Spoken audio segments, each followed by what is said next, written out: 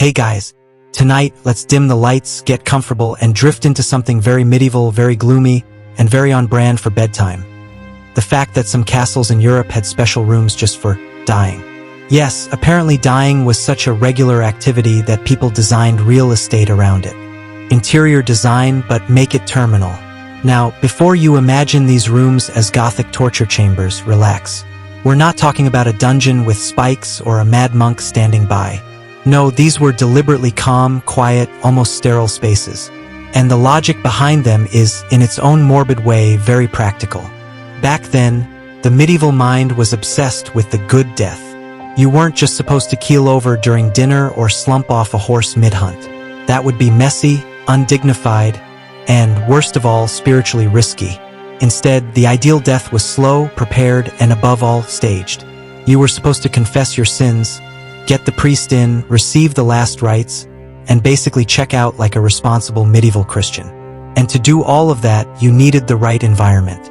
Enter the death chamber, a private, designated room in many castles and great houses where the dying noble could be tucked away. Think of it as the VIP lounge of mortality. The family could gather, the clergy could chant, and servants could hover in the background with holy water and maybe some regrettably weak broth. Now, why a special room? Well, it was partly about ritual, but it was also very hygienic, or at least what passed for hygienic in the 14th century.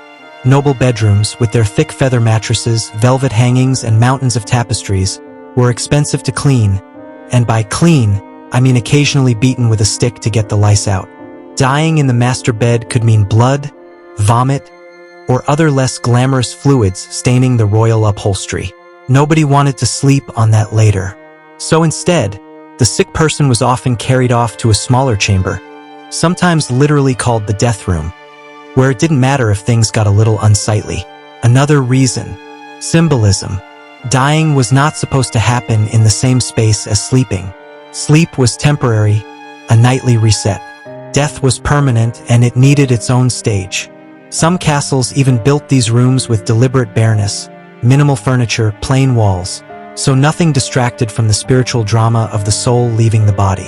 If it sounds theatrical, that's because it was. Medieval dying was a performance, with the audience of family members crying quietly in the back while the priest took center stage. Of course, this practice also helped with estate politics. Having a controlled, predictable death scene meant witnesses could be gathered, wills could be signed, and no one could later claim the Lord wasn't really dying when he promised me those vineyards. If you're picturing medieval lawyers hovering by the bedside, congratulations, you're basically correct. And if you think this is unique to one region, nope.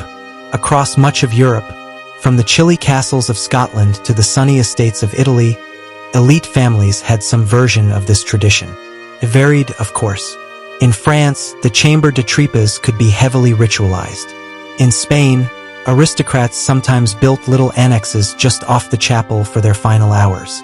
Because if you're going to expire, you may as well do it within easy walking distance of a relic or two.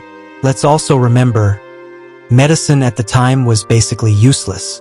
Doctors might show up, wave around some herbs, or recommend bloodletting, which almost never helped. Everyone knew it.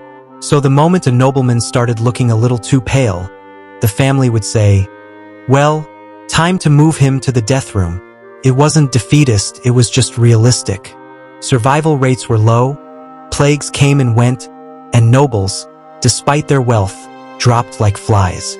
Having a designated death space was less about pessimism and more about efficiency. And I should add, these rooms weren't only for the lords themselves. Queens, dowagers, and important children were also shuttled into them. A child prince dying of smallpox? Straight to the chamber. A queen expiring after childbirth? Chamber again. It was democratic in a very aristocratic sense. So yes, some castles had rooms where no one expected you to leave alive. And everyone pretended this was a comforting arrangement. Because when your entire culture is obsessed with preparing for eternity, of course you're going to plan your interior design around death.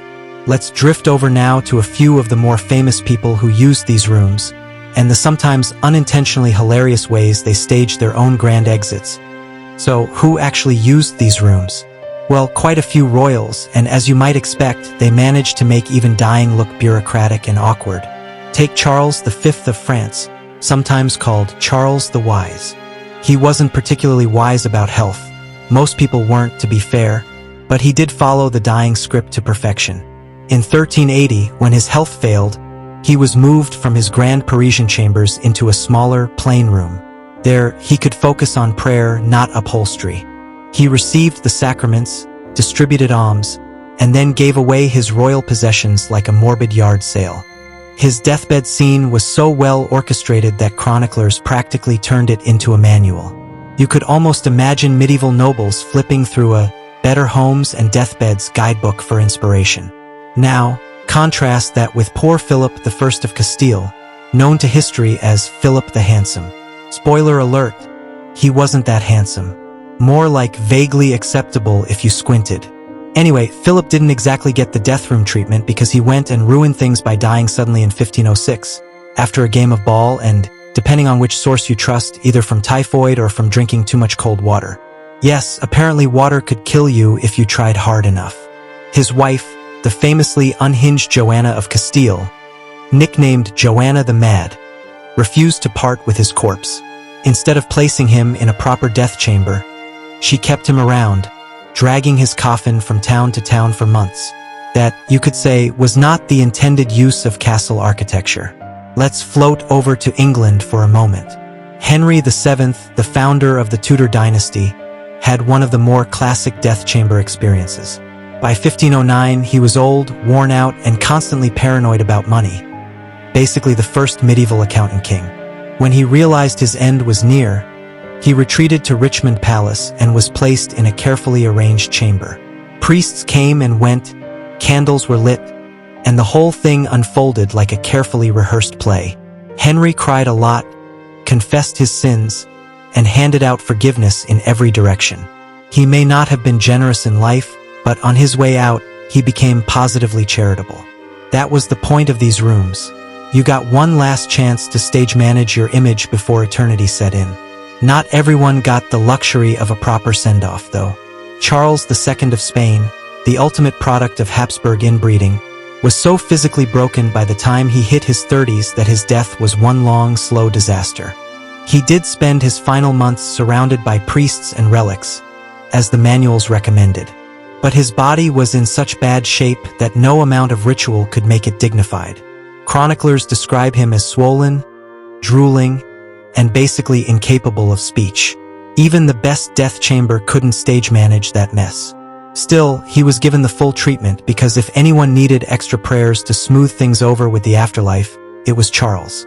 These spaces weren't just about the dying person. They were also about everyone else watching. Imagine being a courtier summoned to the king's final room, standing there awkwardly in silence while the monarch wheezed and priests muttered prayers. You couldn't check your phone, obviously, so you just stood for hours, sometimes days.